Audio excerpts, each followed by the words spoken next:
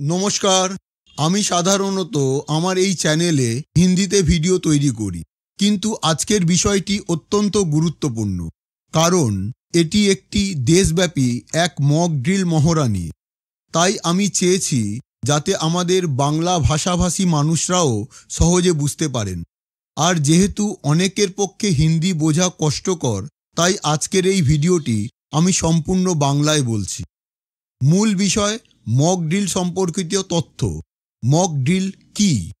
দেশের মানুষের বোঝা একান্ত দরকার।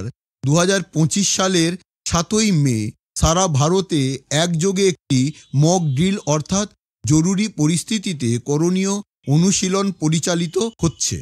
এই মক ড্রিলটি ভারতের স্বরাষ্ট্র মন্ত্রণালয়ের নির্দেশে পরিচালিত হতে চলেছে।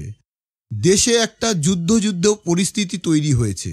এই মহড়ার মূল উদ্দেশ্য হল, যদি কোনো সময়ে বিমান হামলা, ব্ল্যাকআউট অর্থাৎ আলো নিভিয়ে রাখা বা যুদ্ধ পরিস্থিতি সৃষ্টি হয়, তাহলে দেশবাসী কিভাবে সঠিকভাবে প্রতিক্রিয়া জানাবে, তারা সেই মতো প্রস্তুতি গ্রহণ করবে।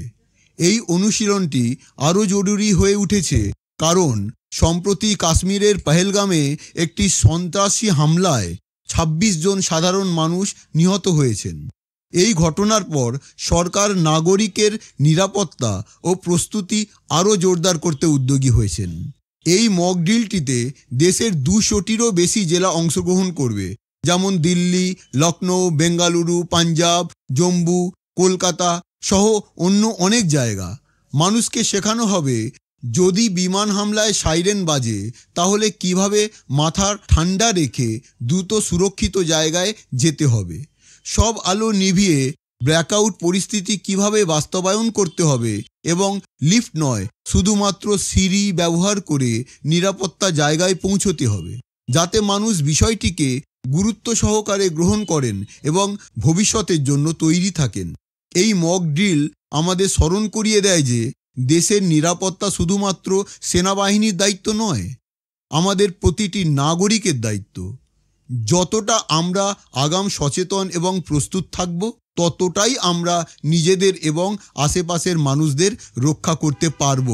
তাই দয়া করে আপনারা বাড়ি, স্কুল এবং অফিসে একটি বেসিক এমার্জেন্সি প্ল্যান তৈরি করে রাখুন। মনে রাখবেন দেশ এবং দেশের নিরাপত্তা আগে। নিজে সুরক্ষিত থাকব এবং দেশের জনসাধারণকেও সুরক্ষিত রাখব।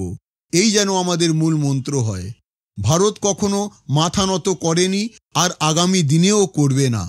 বন্দে মাতরম। জয় হিন্দ। হিন্দুস্তান জিন্দাবাদ।